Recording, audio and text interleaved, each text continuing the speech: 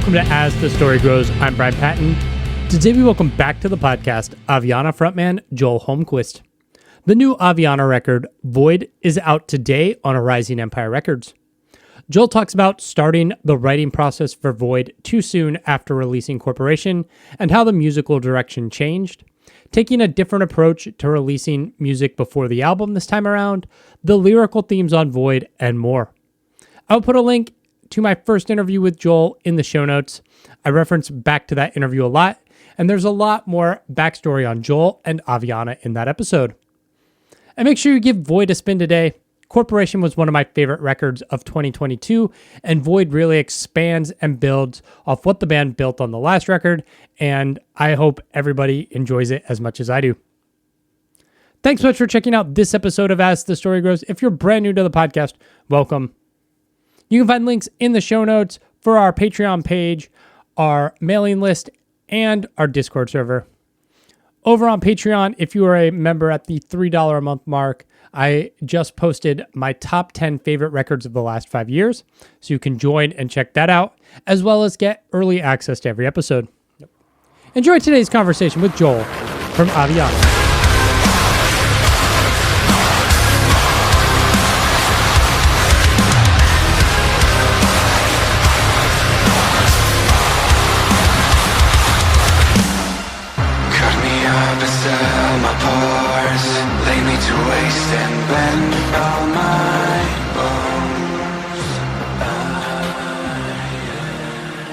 Interview afternoon or night for me, so I'm running through these. How are you doing?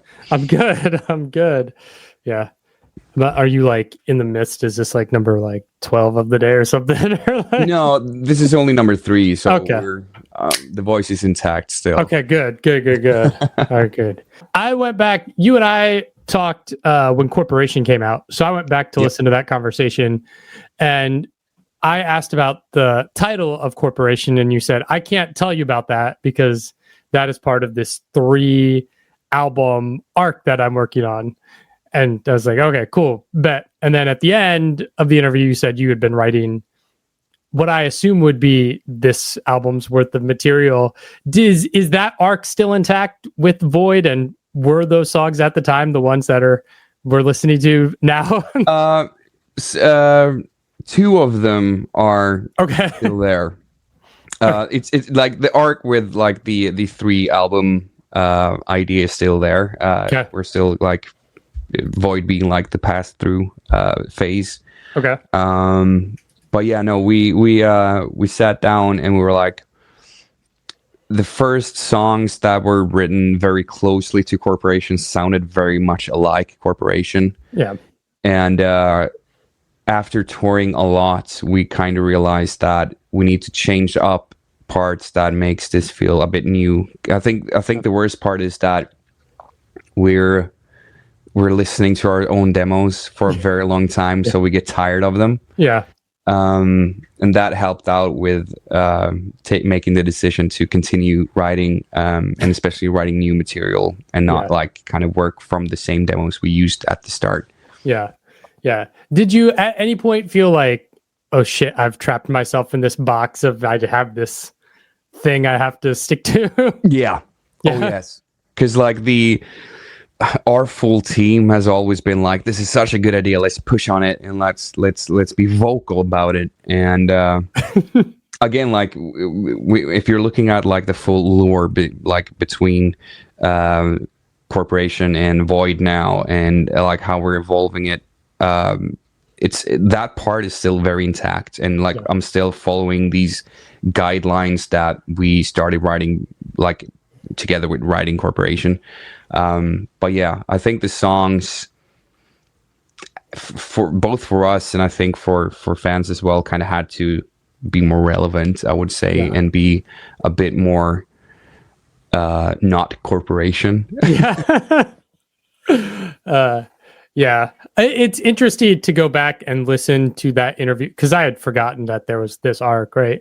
But to go back and listen to that and be like, oh, okay, I could see a shift where it's like everything around Corporation, the masks are black, you're in all black, everything, and now everything is white and changing. Is that, part of the original idea? Oh yeah, That's still like we're the only thing that we shifted was we wanted to create specific masks for that specific member, and all of that came down to deadlines, budgets, and just the creative process of creating one mask was kind of where we were at, and we were like, this is going to be enough because it's such a big change already, so let's just stick to this. And again, like we did for corporation, everyone gets their own outfits, and we're not going to do like the jumpsuit thing, or so we the changing of the masks, I think, is always going to be a part of it, because we want to show, like, visualize how we are evolving, even though we're still within like the world of Aviana, because I can't say just corporation, because that's like just the one part of it, but we call it the corporation, because like we still use the phrase join the corporation, because that's a huge part of the backstory. This second go around, where it is really you as the face of the band with your members in masks, like, is it more comfortable this time around, or as like those years have gone by of like, I don't know, being the now public face of Aviana? I think it's way easier now, especially because our fan base has picked out their favorites out of the masked men, which I think is so weird but so cool, that they recognize fear or dark or death. And like for me, especially in the beginning, like both for corporation and now for the Void era, seeing them for the first time, I can't tell them apart. So for a fan to be able to do that just by looking on photos online is mind blowing to me. So I think it's very cool. But no, I've gotten way more comfortable with being the face, or the actual human face. But yeah, like their personas has become so much bigger than we thought they were. So I still feel like I have them to lean on a lot, and especially like for social media and stuff. Yeah. It seems like in the last few years, like bands with masks have really exploded and taken off. Do you like that, or are you like, damn, that was supposed to be our thing? I like.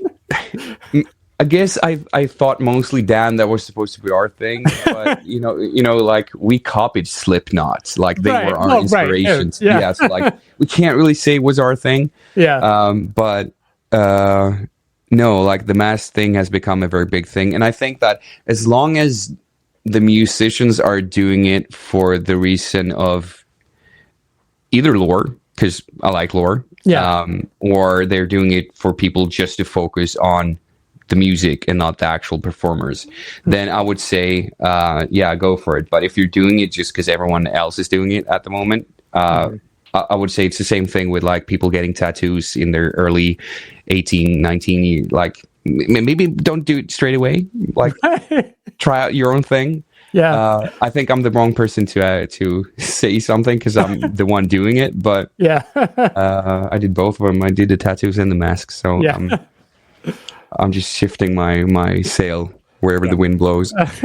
It's funny. I got tattooed last week, and my tattoo artist, he said he tattooed his daughter, and he was like, she's just making dumb decisions. He's like, but I'm doing it for her anyway. I mean, dumb decision. Oh, I can't even say that word. Decisions. They shape you, I guess. So like, that's a cool father, I would say, to support that and be like, hey, if you fuck up, it's on you.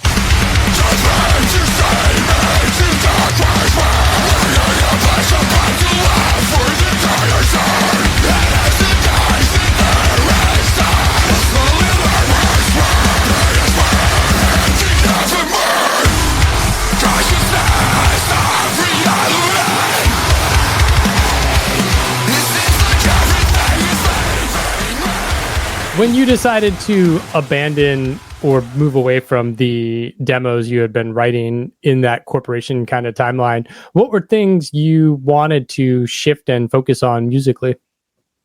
I wanted my whole view of Void was to create something more big it's a weird and very like floaty word, but I wanted something more powerful and not talking about heavy breakdowns, but I wanted like the whole song to become something more. So like working a lot more with synthesizers and stuff in the background, and then like this is the first time I'm adding so much ad libs to a song, and like parts that you don't really think about is there, but if you actually listen for them, it's there.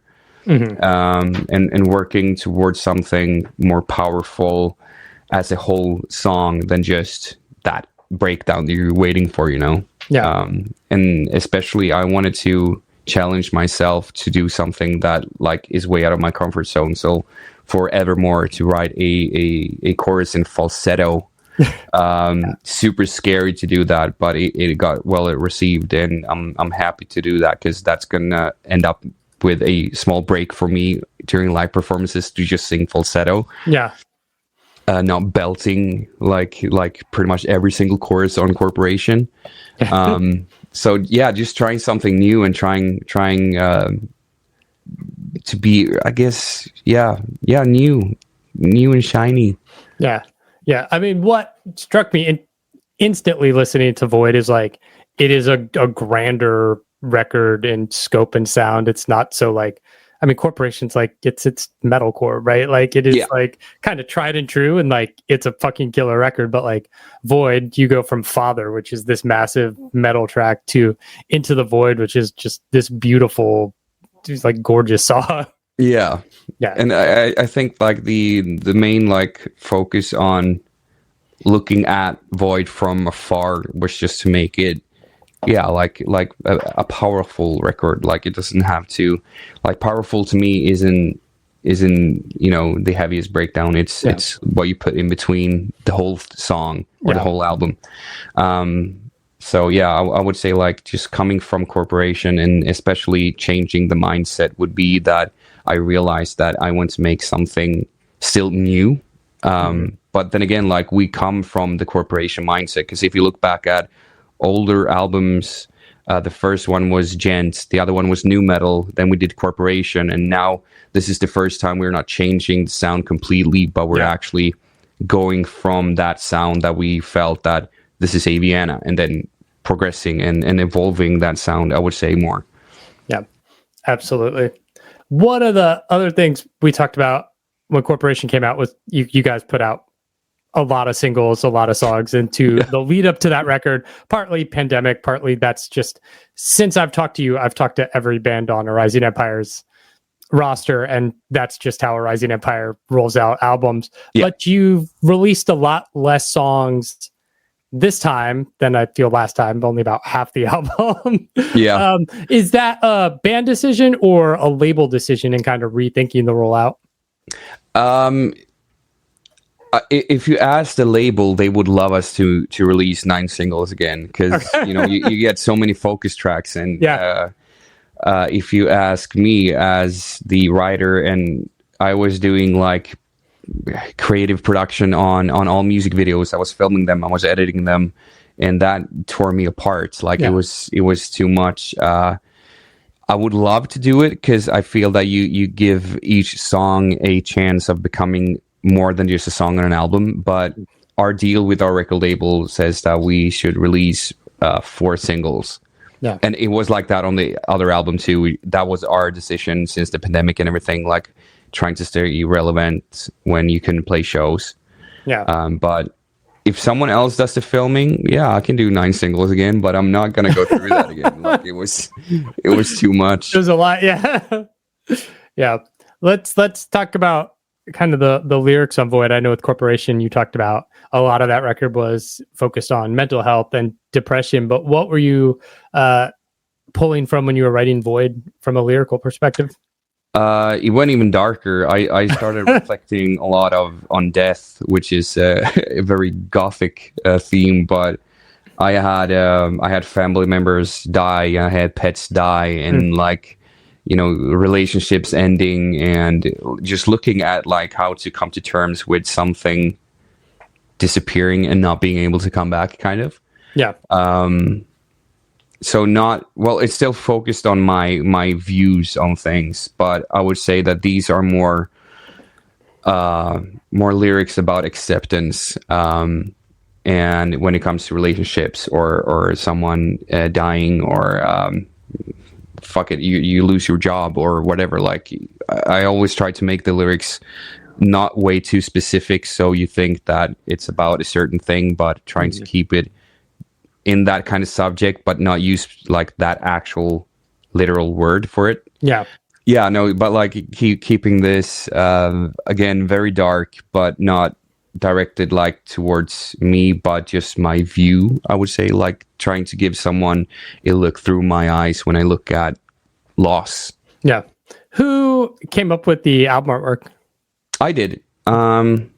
This time I didn't take the photo, but I wanted this passage through something, which became. I'm a huge space nerd. I love space. Yeah. And I really like black holes. They are my favorite. Yeah. But I couldn't do a black hole because I think Architects had that on that one album where I think they made it like inverted black and white. Yeah. And that's a very good looking album. So I was just like, I want a passage, but it has to be kind of through space. So I had an idea and it went through a couple of passes, but I think it turned out cool. Like, I think it kind of shows what the album is about to tell you. Yeah. Yeah. Is it a painting? No, that's Nope. we talked to an AI artist, so that went all the way to someone who was doing it on computer.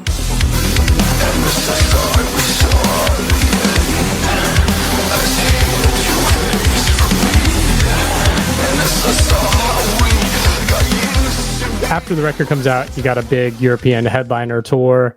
Are you excited this time around? I know when Corporation came out, it was like, you're playing all these new songs, but everybody knows the songs because they've been out. Are you excited to like have songs that aren't singles yet that you're going to share in the live set? Yes. Yeah.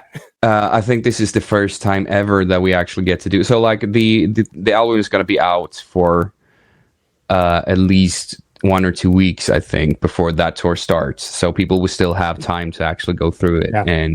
But they won't have months, or for some of the Corporation song, years. But yeah, it's a cool thing because it's songs that like we haven't rehearsed that much, so it's like it's still so new to us to perform them, and I think it's a very cool thing to have a fan experience that like new shiny thing together with us. Yeah. So I'm very excited to play the Void songs, and especially to see how people act, because we always try to write songs for the live performance. Mm-hmm. Yeah. So yeah, I'm actually very excited for this tour. Nice. Because you've kind of lived through Corporation and we're here at the Void, have you learned the lesson, and are you waiting before starting to jump into writing the next set of songs for the completion of this trilogy? I thought I learned that lesson, but during Void, we actually did the same thing. Not as stressful, since we didn't have to release singles, but I was since we did a lot of touring, I stopped the writing sessions because I didn't want to write on the road. So like, it was, some deadlines were very close to not being met, but we managed to actually finalize everything at the end. But the next album, I really have to just not promise anything to anyone. And like, this is our last album with the record deal we have with the Rising Empire. So after this one, we don't know if we're gonna stick with them or go independent, or go to another label. But like, we won't really have that voice in the back of our head being like, you have to deliver this to someone else. So like, we can actually sit down and just write. Don't stress. Like, we're not gonna wait 3 years again, but I'm going to try to keep it within the 2-year limit, but we'll see. Yeah. Is that something in the back of your head, this impending label decision, or is it something that's just out of your control and you're not worried about it? I'm not worried about it at the moment. I feel like with the momentum we've had the past years, like the 2 years, I think that like we know that we are on the map for other labels, for example. So like I'm not stressed out that we're going to be left alone. It's just about like finding the people you want to work with, I would say, like finding the right mentality, because like A Rising Empire has been so great to us, and it's like kind of heartbreaking to not be with them, or not be with them. I don't know if we're not going to sign with them. But like just looking at this piece of paper saying like this is the end, and you have to write a new paper, and that like we've been with them since 2018, so it's like of course it's like something that's, you know, it's heartbreaking in a sense, but no, I'm not stressed out at the moment. I'm just very excited for the future to see like what can happen. You're the devil, place the seed.